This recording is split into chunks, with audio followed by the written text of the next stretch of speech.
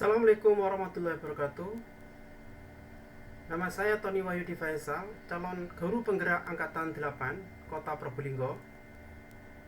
Dalam kesempatan hari ini, saya akan menyajikan memaparkan modul 1.4.A.9 Budaya Positif Aksi Nyata dengan fasilitator Ibu Santi Kusuma Dewi dan pengajar praktek Ibu Dwi Agusti.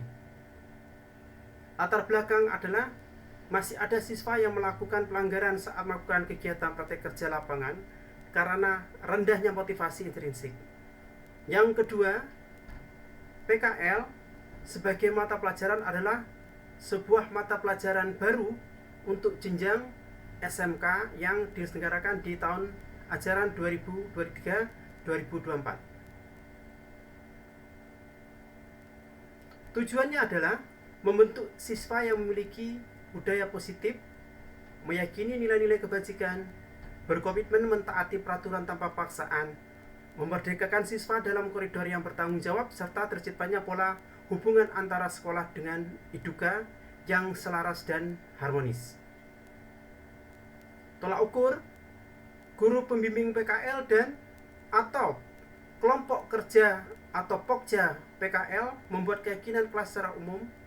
Guru mapel membuat keyakinan kelas PKL yang berkaitan dengan kesepakatan kontak belajar di awal kegiatan PKL, serta semua siswa mematuhi semua keyakinan kelas tersebut yang telah dibuat dengan penuh kesadaran dan tanpa paksaan.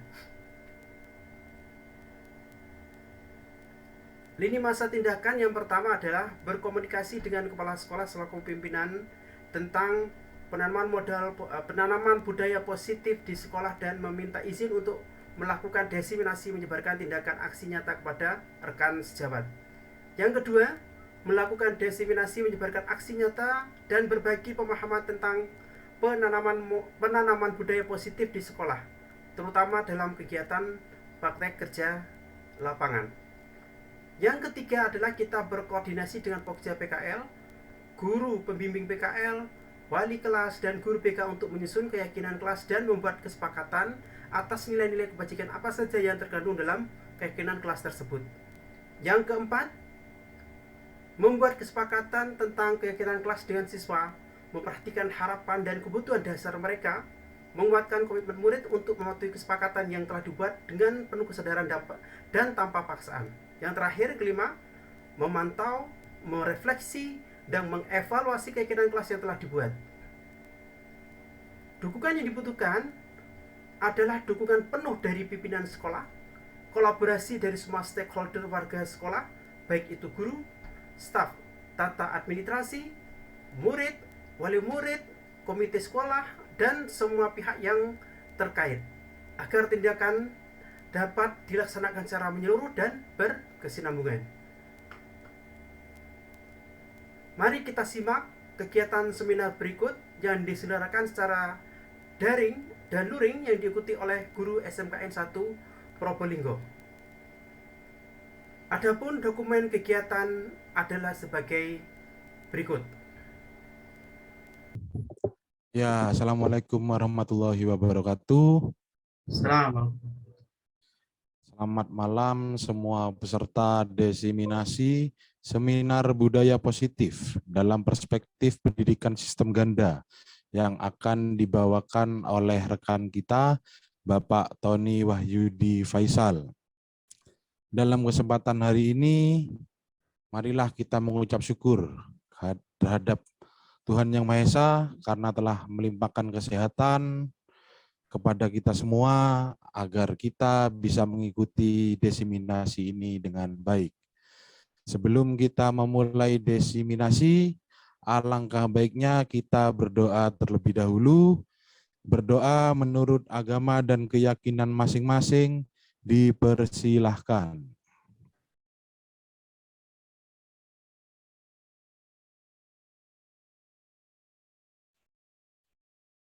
Dapat diakhiri.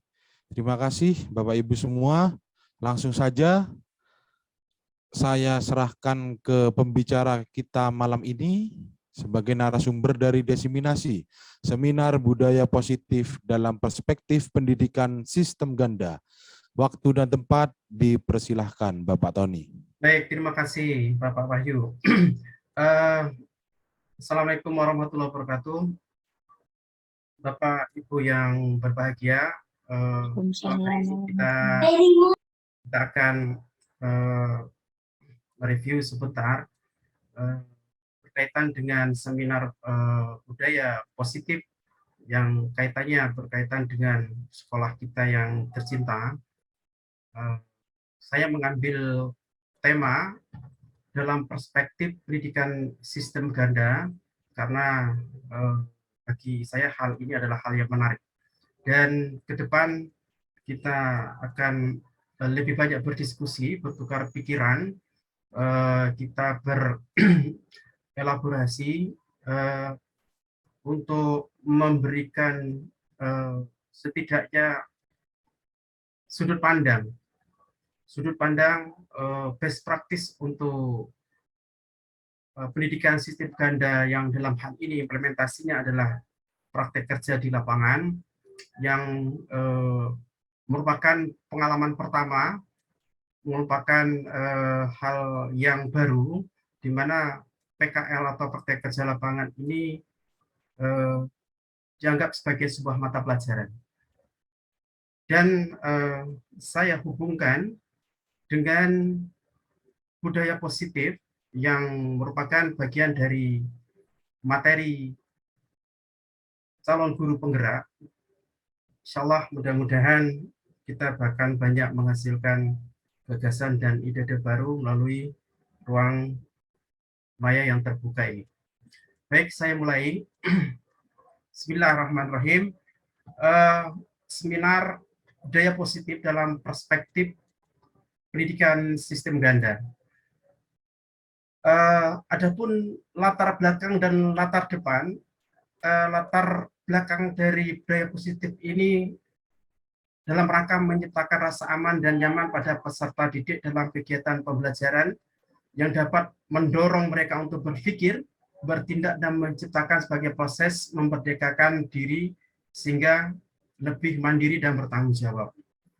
Sedangkan latar depannya, pola pendidikan sistem ganda PSG, dulu kita juga mengenal implementasinya itu berupa praktek kerja industri atau prakerin yang sekarang sudah bertransformasi diubah menjadi PKL, praktek kerja lapangan. Pelaksanaan pembelajaran yang di SMK ini unik karena memadu padankan pembelajaran yang ada di UDUKA dan di sekolah yang terintegrasi menjadi satu kesatuan pembelajaran untuk menghasilkan lulusan tenaga kerja dengan kemampuan yang relevan dengan kebutuhan masyarakat.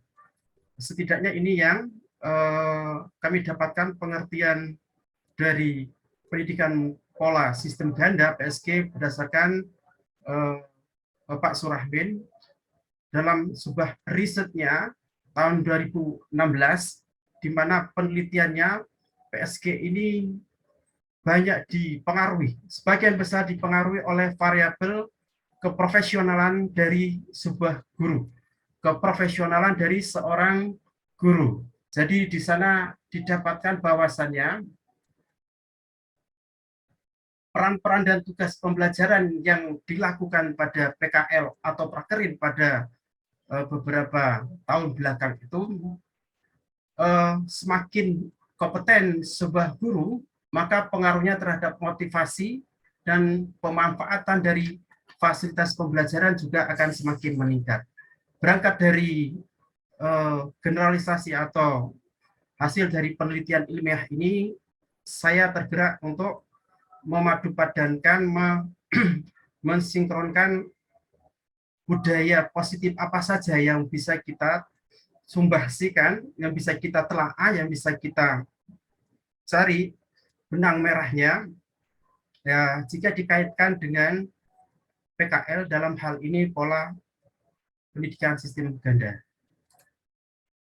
Topik yang akan kita bahas itu ada 6. Yang pertama, disiplin positif dan nilai-nilai kebajikan universal. Yang kedua, teori motivasi, hukuman dan penghargaan dan restitusi. Dan yang ketiga, keyakinan dari kelas. Yang keempat, kebutuhan dasar dan dunia. Yang kelima, 5 posisi kontrol. Dan yang keenam terakhir, segitiga restitusi. Dalam hal ini, pemaparan seminar malam hari ini, saya mencukupkan pembahasan topiknya sampai poin ketiga saja.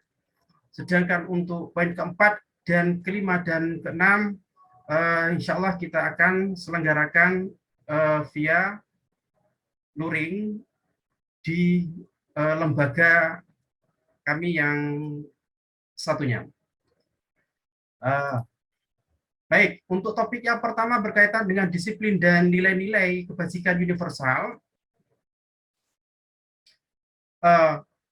Pertama kita harus paham terlebih dahulu disiplin positif itu apa. Karena sebagian besar orang itu misleading dengan pengertian disiplin ini. Banyak yang mengartikan disiplin ini berarti kepatuhan, disiplin ini berarti in order, tertib, tidak semburat. Nah, padahal maknanya itu adalah disiplin ini memberikan motivasi internal yang menjadikan kita sebagai tokoh transisi yang secara proaktif memperluas lingkaran pengaruh. Dan kita, pengaruh kita sebagai bagian dari kebebasan memilih atas stimulus dan respon. Ini adalah definisi dari disiplin positif. Jadi, berdasarkan teori kontrol, kita dihadapkan kepada sebuah kebebasan untuk memilih. Ini intinya, kebebasan untuk memilih dari stimulus yang dihasilkan oleh pihak eksternal dan bagaimana respon kita terhadap stimulus itu. Kemungkinannya hanya ada dua. Yang pertama, kita bisa berperilaku proaktif, atau yang kedua, kita bisa berperilaku secara reaktif. Kalau kita berperilaku proaktif, ini berarti kita sedang melakukan kegiatan berhenti sejenak dan memungkinkan untuk mempergunakan kebebasan memilih kita, memilih respon berdasarkan prinsip dan hasil yang diinginkan. Jadi kebebasan memilih akan semakin berkembang saat kita memanfaatkan dengan bijaksana ruang yang terdapat antara stimulus dan respon ini. Jadi ruang ini akan kita manfaatkan secara maksimal kalau kita memilih untuk berperilaku secara proaktif. Pada posisi sebaliknya, kalau kita berperilaku reaktif, maka kita akan membiarkan pengaruh-pengaruh dari luar itu, baik itu berupa suasana hati, perasaan, konsensi di sekitar untuk mengendalikan respon. Jadi langkah yang paling bijak yang diharapkan adalah kita memilih perilaku proaktif. Ini yang menjadi teori dasar yang melandasi teori kontrol tersebut. Jadi kalau diilustrasikan, seperti kita menggenggam sesuatu informasi atau benda yang berharga yang tidak ingin kita bagi atau diketahui oleh orang lain. Ya, sedangkan orang lain itu ingin tahu apa yang digenggam, apa yang dirahasiakan oleh kita. Nah, sedangkan responnya itu bisa jadi adalah respon proaktif atau reaktif. Misalkan pada situasi di mana kita itu berpikir kita bisa mengendalikan orang lain, sebenarnya itu sebuah ilusi saja. Sebenarnya yang bisa mengendalikan itu adalah diri kita sendiri. Kalau kita ingin mendidik siswa kita, anak-anak kita, pada dasarnya kebebasan itu ada di mereka. Kita tidak bisa mengendalikan mereka. Ada juga sebagian orang yang berpikir, berilusi bahwasanya kritik itu membuat orang merasa bersalah dan menguatkan karakter. Tidak ada yang namanya kritik itu membangun dengan positif sebenarnya dan bermanfaat secara langsung. Yang namanya kritik itu adalah sebuah nasihat. Yang namanya nasihat itu adalah sebuah tamparan, apalagi sebuah kritik dan nasihat itu dikemukakan di depan publik. Karena itu merupakan sebuah norma, adab, sebuah nilai, di mana kalau kita ingin memberikan nasihat atau mengkritik orang, itu sebaiknya dilakukan secara pribadi atau tidak disaksikan oleh orang yang lain. Ini dalam rangka untuk menjaga perasaan, menjaga di mana orang yang kita berikan masukan itu juga dapat menerima. Karena sekali lagi, sebenarnya faktanya kritik itu adalah cambuk. Ya, pun begitu kalau kita berilusi bahwasanya orang dewasa itu berhak untuk memilih untuk memilih hak untuk memaksa.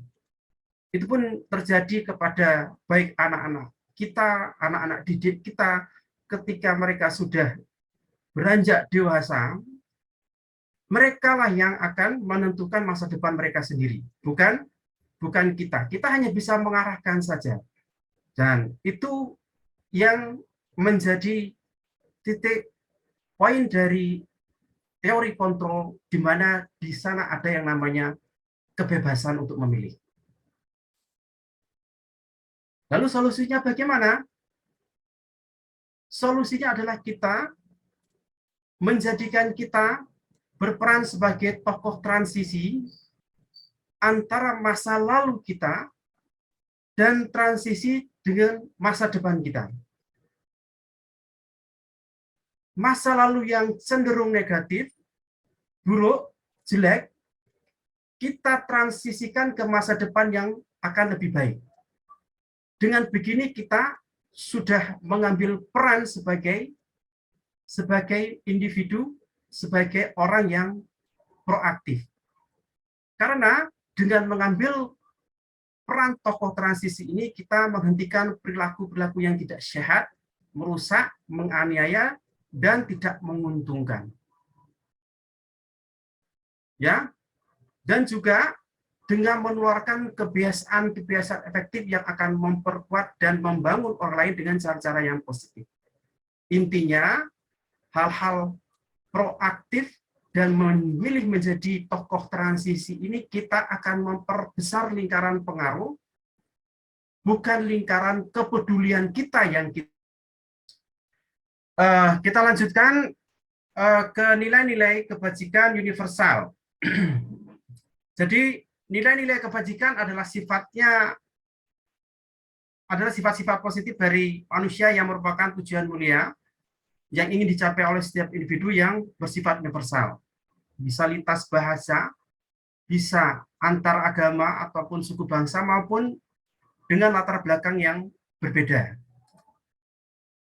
Sedangkan untuk nilai kebijakan yang sudah ditetapkan dalam hal ini oleh Kementerian Pendidikan adalah profil pelajar Pancasila yang terdiri dari beriman dan bertakwa kepada Tuhan Yang Maha Esa dan Pahala Kuliah. Yang berikutnya adalah mandiri, bernilai kritis, berkebinekaan global, bergotong royong, dan yang terakhir adalah kreatif. Lalu bagaimana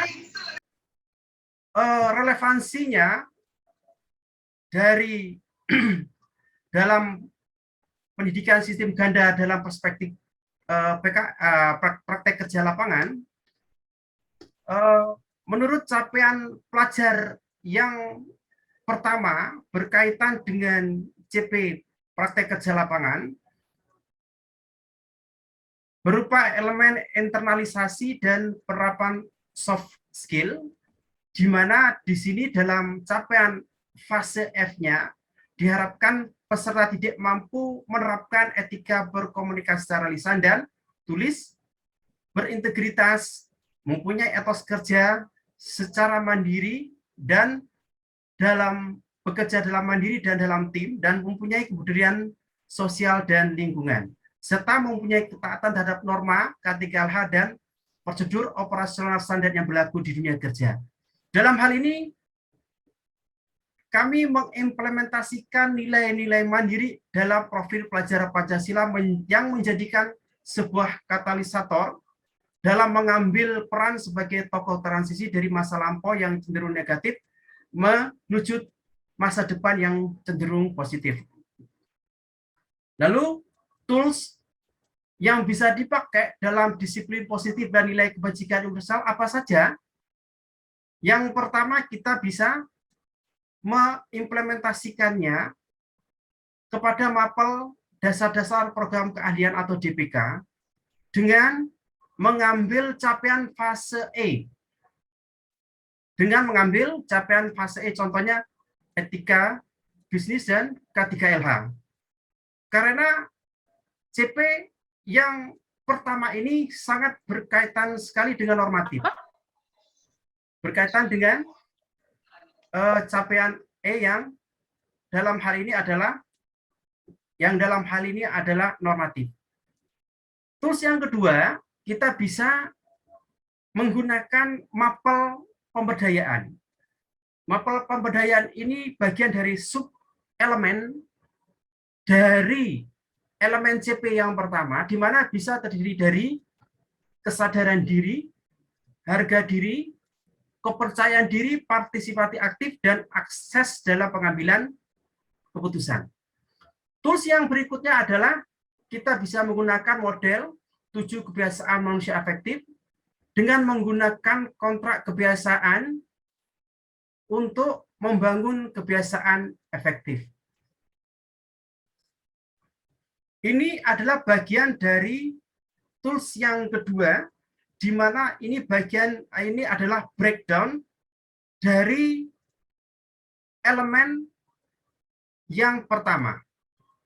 Kami mengambil ini dari CP dan juga TP dari mapel pemberdayaan pada jalur pendidikan non formal. Jadi ini bisa juga dijadikan referensi untuk membreakdown CP dari elemen yang pertama. Baik, topik yang kedua berkaitan dengan teori motivasi, hukuman dan penghargaan, dan restitusi. Jadi secara umum teori motivasi tentang perilaku manusia, sebenarnya itu motivasi itu terdiri dari motivasi eksternal dan motivasi internal. Di mana untuk motivasi eksternal itu biasanya manusia itu termotivasi untuk menghindari ketidaknyamanan. Yang kedua biasanya sebagai respon atas stimulus yang ada dari luar, yang datang dari luar. Ada juga motivasi eksternal untuk mendapatkan imbalan dari orang lain, dan apa yang akan didapatkan apabila saya melakukannya. Sedangkan motivasi internal, tujuan dari disiplin dari positif ini untuk menghargai diri sendiri dan menjadi orang yang seperti apa yang bila saya melakukannya. Ya, seperti yang dikemukakan oleh Ki Hajar Dewantoro tentang pengertian merdeka itu apa? Merdeka itu artinya tidak hanya terlepas dari perintah, tapi juga cakap dalam memerintah diri sendiri.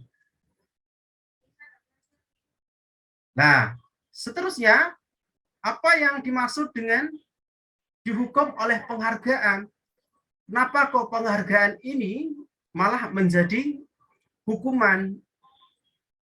Penghargaan ini juga berlaku sama seperti hukuman, dalam artian dia akan meminta atau membujuk orang lain melakukan sesuatu untuk memenuhi satu tujuan tertentu. Dorongan eksternalnya ada faktor ketergantungan. Jadi kalau tidak ada penghargaan, orang ini tidak akan tergerak, tidak akan termotivasi. Nah, konsekuensinya bagaimana? Konsekuensinya adalah pengaruhnya itu hanya dalam jangka pendek saja, tidak dalam long term saja. Melakukan sesuatu, mentaati sesuatu, itu dikarenakan disebabkan karena ada reward atau sesuatu yang diinginkan.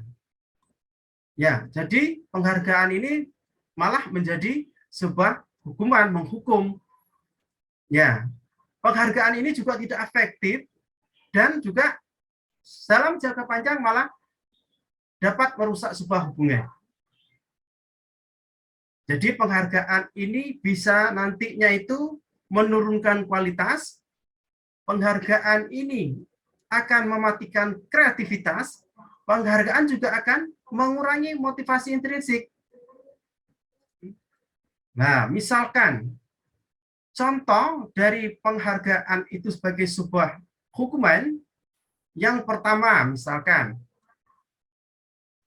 mencatat 100 kali dalam buku dengan kalimat sebagai berikut, karena siswa itu terlambat masuk sekolah. Ini bagian dari hukuman, bukan sebuah konsekuensi. Atau siswa disuruh disuruh lari atau membersihkan halaman depan dikarenakan terlambat masuk sekolah. Ini bagian dari punishment. Ya.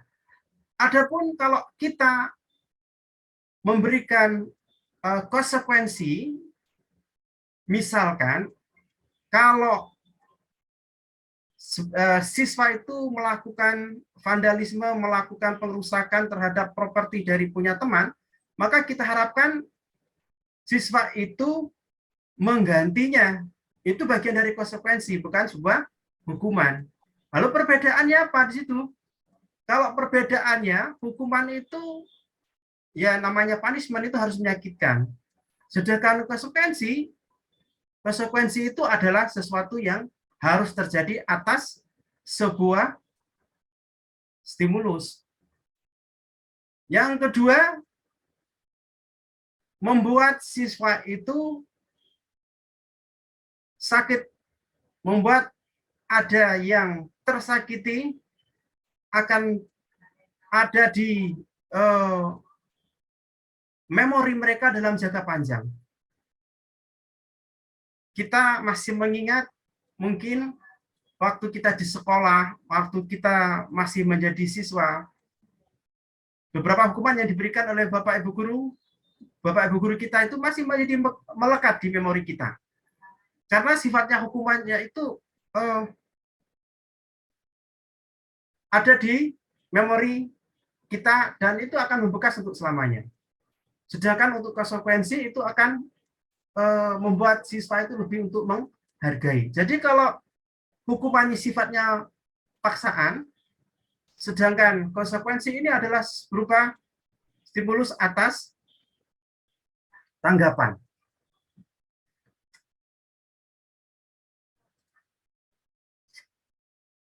Baik.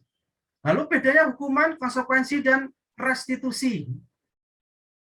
Kalau hukuman, ini merupakan hasil dari luapan emosi atau kemarahan. Akibat dari situasi yang tidak sesuai dengan harapan.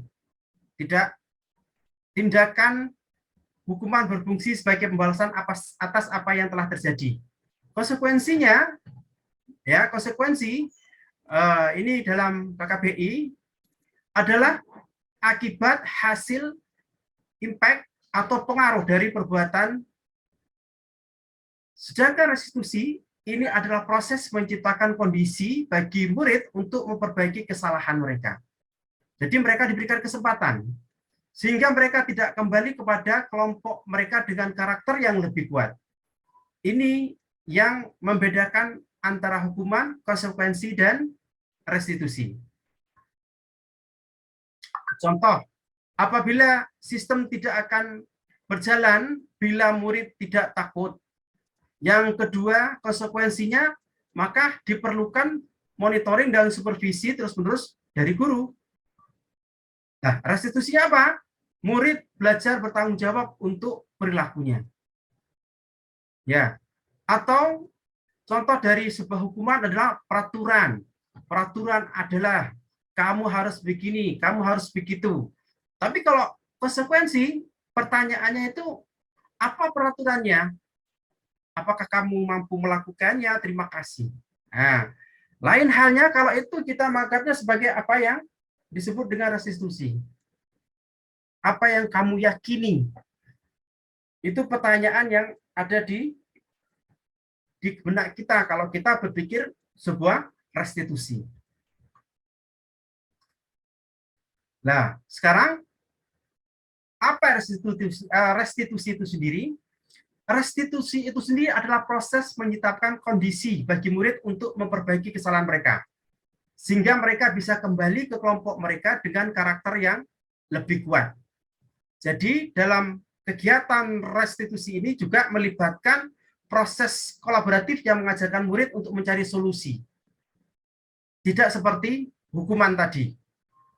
Jadi ini akan membantu murid untuk berpikir apa yang mereka inginkan dan bagaimana harus memperlakukan orang lain. Di sini cara untuk menanamkan sebuah restitusi, disiplin positif pada murid. Restitusi bukan untuk menebus kesalahan, namun untuk belajar dari kesalahan. Restitusi itu memperbaiki hubungan. Restitusi itu adalah tawaran, bukan paksaan. Restitusi itu menuntut untuk melihat ke dalam diri.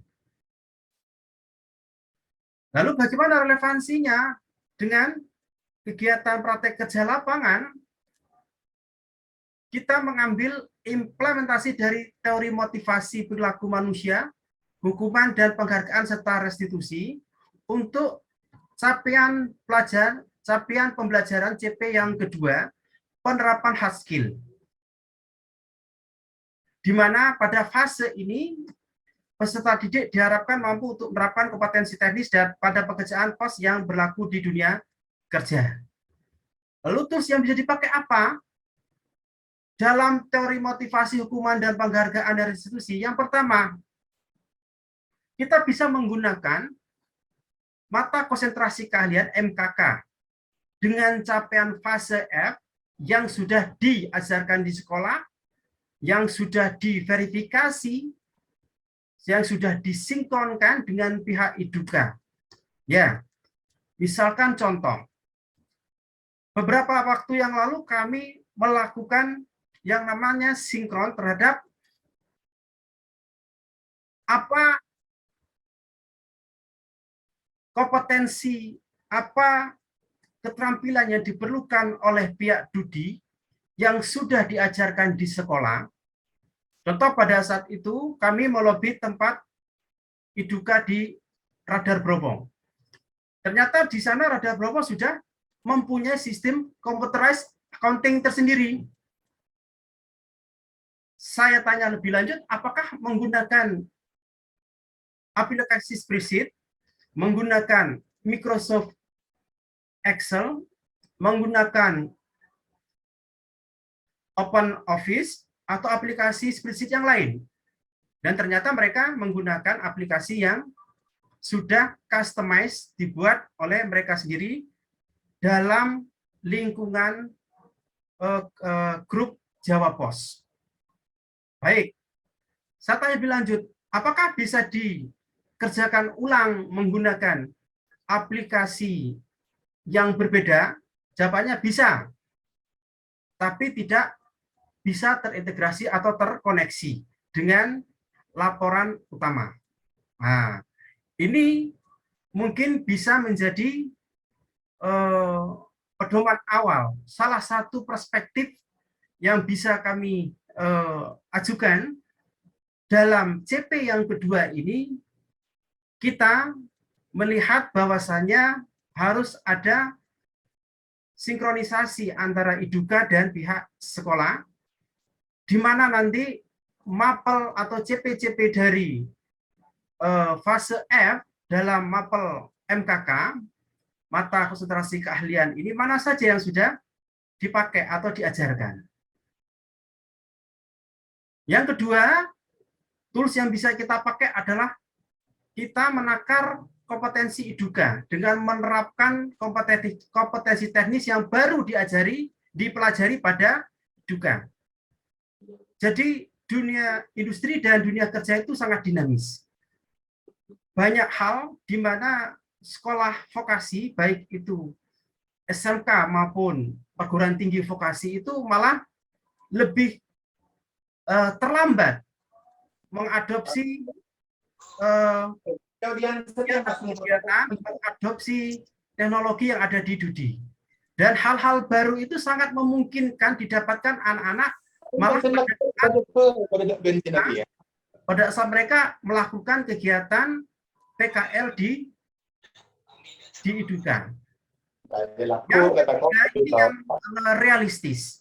Ya, kita meskipun ada plan A, plan B, plan C yang realistis adalah kita menggunakan tools kegiatan pengganti PKL. Karena secara aturan normatif dimungkinkan kita melakukan yang namanya kegiatan pengganti PKL jikalau tempat IDUKA kita itu tidak sesuai dengan latar belakang kompetensi atau tempat IDUKA-nya memang sedikit atau kurang. Dengan apa? Dengan melakukan kegiatan berwirausaha, ya, bisa menggunakan model bisnis kanvas atau dengan melakukan kegiatan pembelajaran berbasis proyek melalui teaching factory. Ya, kita mengenal mungkin dengan nama project work, ya. Ini juga bisa menjadi alternatif, bisa kita gabungkan jika memungkinkan ditinggal kerja. juga mengajarkan hal-hal yang baru, kompetensi yang sudah diajarkan di sekolah, kompetensi yang disinkronkan dengan pihak IDUKA, model project work. Nah, keterkaitannya teori motivasi dan teori kontrol dalam perspektif IDUKA apa? Jadi kita menggunakan teori untuk mendapatkan imbalan atau just a minute, sir.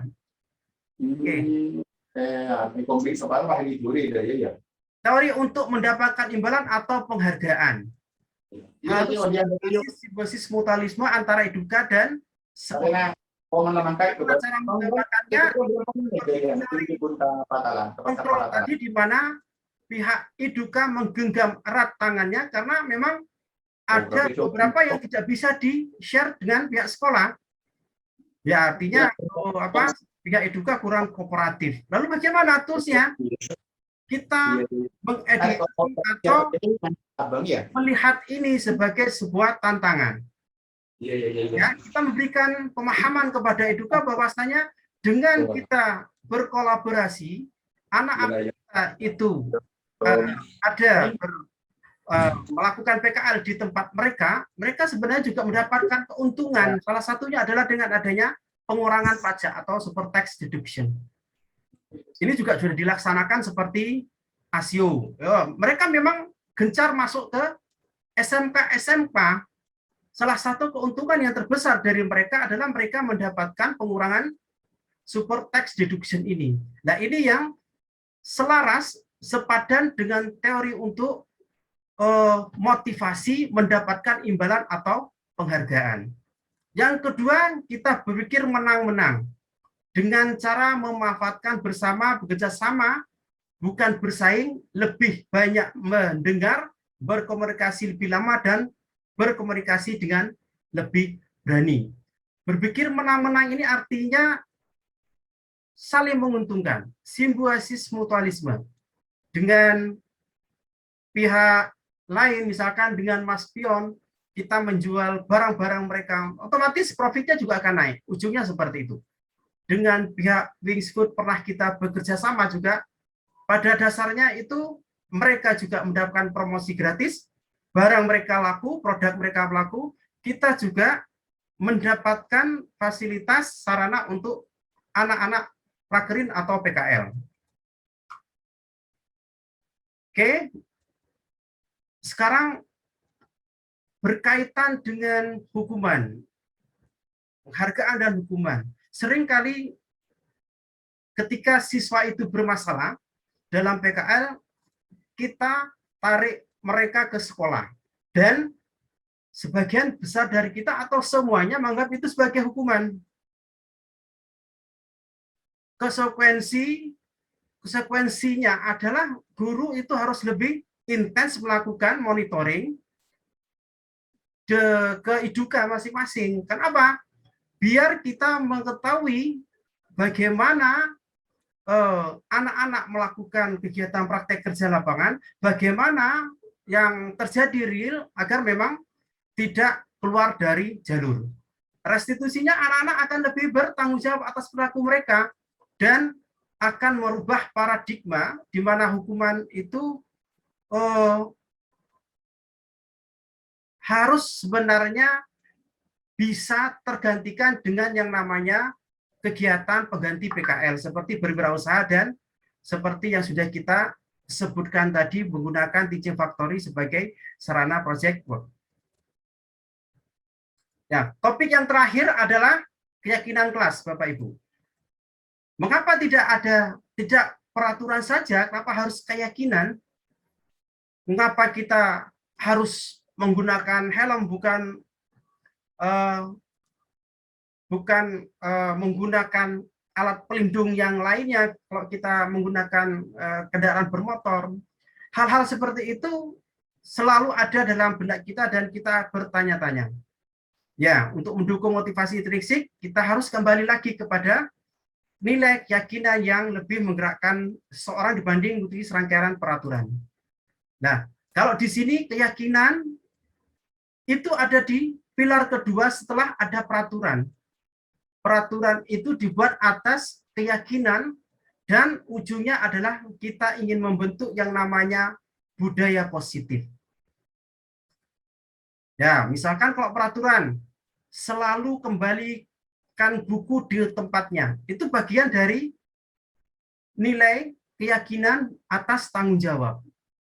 Dilarang mengganggu orang lain, itu bagian dari nilai keyakinan atas kita menghargai orang lain, menghormati orang lain. Dan begitu pun seterusnya. Jadi dalam hal ini sebenarnya keyakinan itu didasarkan atas nilai atau kebijaksanaan lokal yang memberikan motivasi kepada siswa untuk melaksanakan PKL lebih baik. Jadi konsepnya adalah kita memulai dengan tujuan akhir.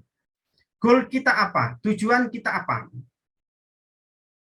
Dari situ kita bisa melihat kembali nilai-nilai yang kita percaya. PSG dalam perspektif PKL-nya bagaimana? Benang merahnya bagaimana? Benang merahnya adalah kita membuat visi kelas sebagai keyakinan kelas yang berdasarkan nilai-nilai kebajikan. Nah, di sini CP yang ketiga, peningkatan dan pengembangan hard skill, ini adalah fase F di mana peserta mampu menerapkan kompetensi baru dan kompetensi teknis yang belum tuntas dipelajari sesuai konsentrasi jurusan. Ini lebih kepada lintas mapel. Contoh, di tempat PKL, anak-anak akuntansi belajar korespondensi, belajar bagaimana membuat surat menyurat, atau bahkan anak akuntansi yang ditempatkan di industri atau di IDUKA jasa, belajar pedicure, manicure. Jadi belajar tentang kompetensi baru, tata kecantikan. Dan ini bagian dari CP yang ketiga, yaitu peningkatan pengembangan hard skill. Lalu bagaimana visi berdasarkan kelas itu mampu membuat PKL itu sukses? Sebenarnya ada beberapa hal. kita harus melihatnya sebuah visi itu sebagai sesuatu yang jelas dari hasil yang kita inginkan. Kita harus melihat visi atas keyakinan itu berdasarkan perasaan yang bermakna dengan tujuan yang lebih mendalam, dan kita melihat visi itu sebagai kriteria untuk menentukan apakah yang penting dan tidak penting. Dan yang terakhir kita itu lebih baik berupa hasil yang lebih baik, yaitu berupa kompetensi yang baru. Baik, demikian Bapak Ibu pemaparan untuk seminar budaya positif malam hari ini. Selanjutnya kami serahkan room kepada moderator Bapak Wahyu. Monggo Bapak Wahyu.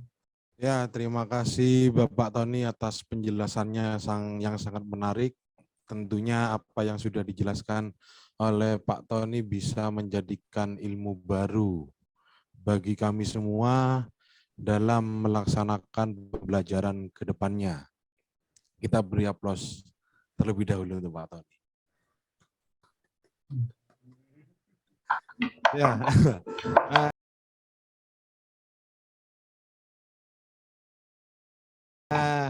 Di sini saya akan buka sesi diskusi. Mungkin dari teman-teman yang hadir di sini ada yang ingin menyampaikan pendapat atau bertanya terkait apa yang sudah dipaparkan oleh Pak Tony. Waktu dan tempat dipersilahkan. Siapa yang mau mengacungkan tangan?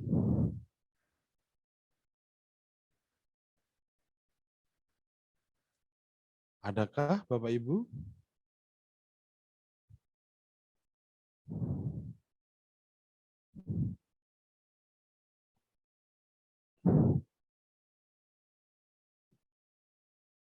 Pak Haji mungkin? Pak Haji, ada pertanyaan Monggo, Pak Haji? Kelihatannya kok menyimpan beribu-ribu pertanyaan. Mungkin bisa dicurahkan Pak Haji. Silakan. Pak Haji bingung.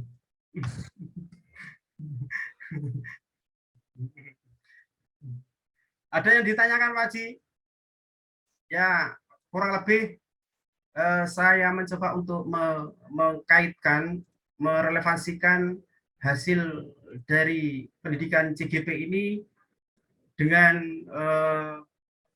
pendidikan sistem ganda dengan model pendidikan yang ada di SMK di sekolah kita. Mungkin ada yang ditanyakan atau bisa di-sharekan ke teman-teman yang lain mungkin. Mungkin masukkan aja Pak Haji mungkin. Monggo. Baik, terima kasih Pak Tony. Cuman sedikit aja. Karena juga sekarang ya kita tanggal 1 Agustus nanti kan kita sudah memberangkatkan siswa PKL. Dan ini adalah yang pertama dalam kurikulum Merdeka, PKL dalam kurikulum Merdeka, di mana kita juga masih meraba-raba, karena untuk PKL di kurikulum Merdeka ini kan merupakan sebuah mata pelajaran. Jadi bukan lagi program yang di luar dari mata pelajaran. Artinya CP-nya ada, sehingga mau tidak mau juga ada asesmennya. Nah, mungkin ya ini yang ingin saya diskusikan mungkin dengan Pak Tony ya, mengenai bagaimana sih menilai siswa PKL itu, apakah penilaian itu sepenuhnya diberikan kepada yang baiknya bagaimana? Apakah sepenuhnya diberikan kepada pihak DUDI, bagaimana di mana anak-anak kan belajar dan bekerja di sana, ataukah guru pembimbing juga ada ikut dalam penilaian? Kalau menurut Pak Tony bagaimana? Belajar dari pengalaman kita sharing ya. Jadi kalau menurut saya memang ada baiknya dalam sinkronisasi dengan pihak Eduka diberikan gambaran terlebih dahulu, dan akan lebih baik kalau mereka itu diberikan scaffolding tahapan lah, tangga di mana mereka itu formnya bagaimana, form penilaiannya apa, lembar pengamatannya apa, itu akan lebih baik kalau mereka itu tinggal mengeksekusi. Kalau dalam ranah brainstorming, artinya diskusi tentang kompetensi apa saja yang diajarkan di Iduka ya sesuai dengan kurikulum yang ada diajarkan di sekolah ataupun sarpras yang ada di Iduka yang mungkin sama atau kurang atau tidak ada teknologi yang mungkin kita harus kejar sesuai dengan apa yang ada di lapangan. Mungkin tahap brainstorming itu lebih kita dapatkan ketika pada fase sinkron.